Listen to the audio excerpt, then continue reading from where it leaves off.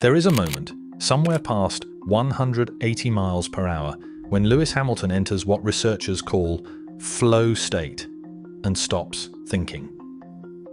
Not in the way that phrase usually means, not confusion, not panic, but the opposite.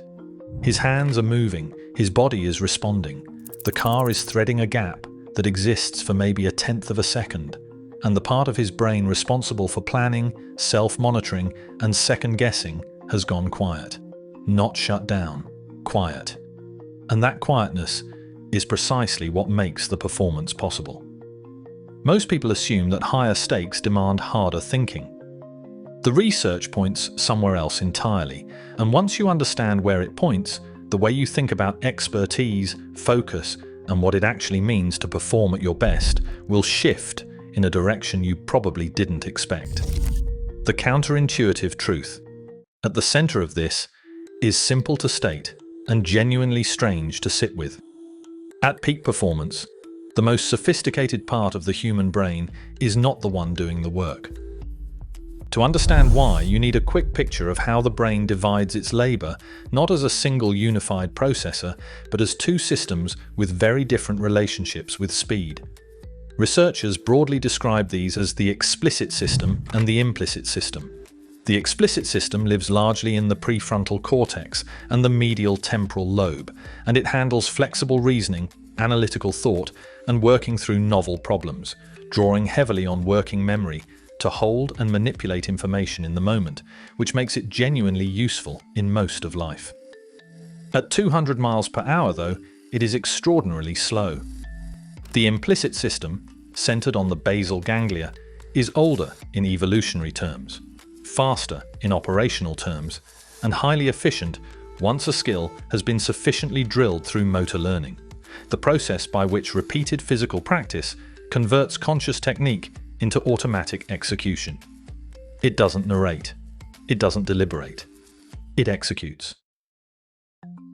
Worth noting, too, is that the basal ganglia predates the prefrontal cortex by hundreds of millions of years, which means that when an elite driver enters flow, the brain is delegating to the department that ran the building long before management arrived.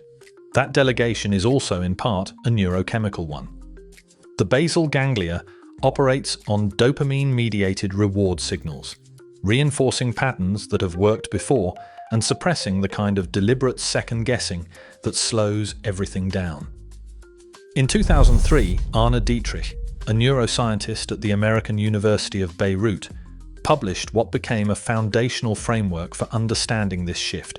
He called it the Transient Hypofrontality Hypothesis, and the core idea is that during intense physical or highly skilled activity, the prefrontal cortex undergoes temporary downregulation, with metabolic resources redistributing across the brain rather than concentrating at the top. As the prefrontal cortex quiets, the experience of performing changes in ways that athletes consistently describe but struggle to explain. Self-monitoring fades, time perception distorts, and the inner critic, that persistent voice checking whether you are doing it correctly, drops offline. What remains is the implicit system, running a motor program rehearsed thousands of times, free from interference. Dietrich framed it plainly. Flow, at its core, is a period during which a highly practiced skill represented in the implicit system is implemented without interference from the explicit system. That framing builds directly on what psychologist Mihaly Csikszentmihalyi first described as flow in the 1970s, a state of complete absorption in a challenging task where conscious self-awareness recedes and performance becomes seemingly effortless. Csikszentmihalyi's foundational research gave the phenomenon its name and its initial architecture. What Dietrich added, decades later, was a neurological mechanism to explain why it works the way it does. Here is where honesty about the evidence matters, because this is a theoretical model, and direct neuroimaging evidence from real-world elite sport remains limited. Most studies involve small samples, laboratory simulations, or indirect proxies for what is happening in the brain.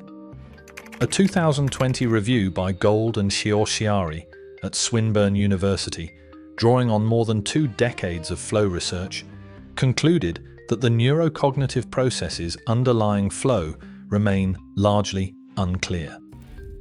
Transient hypofrontality is the leading explanation in the field. It is not yet a settled fact. And that's when the evidence from music becomes interesting. In 2008, neuroscientists Charles Lim and Alan Braun at the National Institutes of Health recruited 6 jazz pianists and scanned their brains while they improvised freely, comparing that with playing a rehearsed sequence. During free improvisation, medial prefrontal cortex activity dropped measurably. The pianists weren't thinking less in any general sense, but they were monitoring themselves less in a very specific, observable one. And the explicit system stepped back, while the implicit system led. The picture gets stranger still when you look at where inside a race, the brain is actually working hardest. A 2026 EEG study using F1 simulation on the Silverstone circuit found that neural workload, the brain's measurable effort, peaked not on the straights, but in slow, technical corners like Maggots and Beckett's, where the driver is constantly adjusting inputs through a rapid sequence of direction changes. High-speed sections were the ones where processing shifted towards something more automatic, something closer to what Dietrich described. The moments that look most dramatic from the outside turn out to be, neurologically, the moments where the driver's brain is doing least in its most deliberate mode, which is either reassuring or deeply unfair depending on how you feel about going 200 miles per hour. This is not accidental. It is the entire purpose of 10,000 hours of practice, what researcher Anders Ericsson established through decades of work on deliberate practice, that expert performance is built not merely through repetition, but through the kind of structured, effortful training that systematically migrates skill from the explicit system to the implicit one. You are not simply building a skill, you are migrating it from the system that has to think to the system that doesn't. Which brings in the part that makes this personally relevant, because the same mechanism that lets Hamilton brake late into a corner also explains why expertise sometimes collapses under pressure. Psychologist Rich Masters developed what he called Reinvestment Theory, first published in 1992, describing what happens when an expert begins consciously monitoring a skill they have already automated. The explicit system re-engages, trying to supervise a program it was never designed to manage, and performance deteriorates. Masters' research, supported by multiple follow-up studies, shows this is not a failure of nerve or character. It is a failure of system assignment, where the wrong part of the brain has taken the controls back at exactly the wrong moment. Telling a skilled performer to think carefully about what they are doing is, with the best intentions, introducing interference into a process that was running cleanly without any conscious supervision at all. Hamilton has spoken about his pre-race preparation involving meditation and deliberate mental clearing, and while the specific details of those practices sit outside peer-reviewed literature, the logic behind them lines up with the science directly. The preparation is not about generating more thought before a race, it is about creating conditions in which thought can step aside when the moment arrives. The honest limit here is worth stating clearly. Flow does not occur simply because challenge and skill happen to be balanced. Research suggests that balance is necessary but not sufficient, and some studies have failed to replicate even that foundational effect. Entry into flow, even when conditions look right, is not guaranteed. The brain, it turns out, is not always cooperative about getting out of its own way, which is the least surprising thing the neuroscience of peak performance has ever produced. What the research does consistently point toward is this: the gap between what high performance looks like from the outside and what is actually happening inside the brain is wider than almost anyone assumes.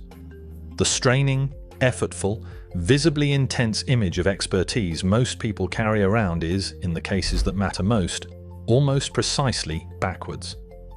The expert has worked until the work disappears, and the brain that looks most in control is the one that has most completely handed control over. If the distance between what people believe about performance and what the research actually shows is a gap you find yourself returning to, that is the territory this channel covers. And the next one is already in research.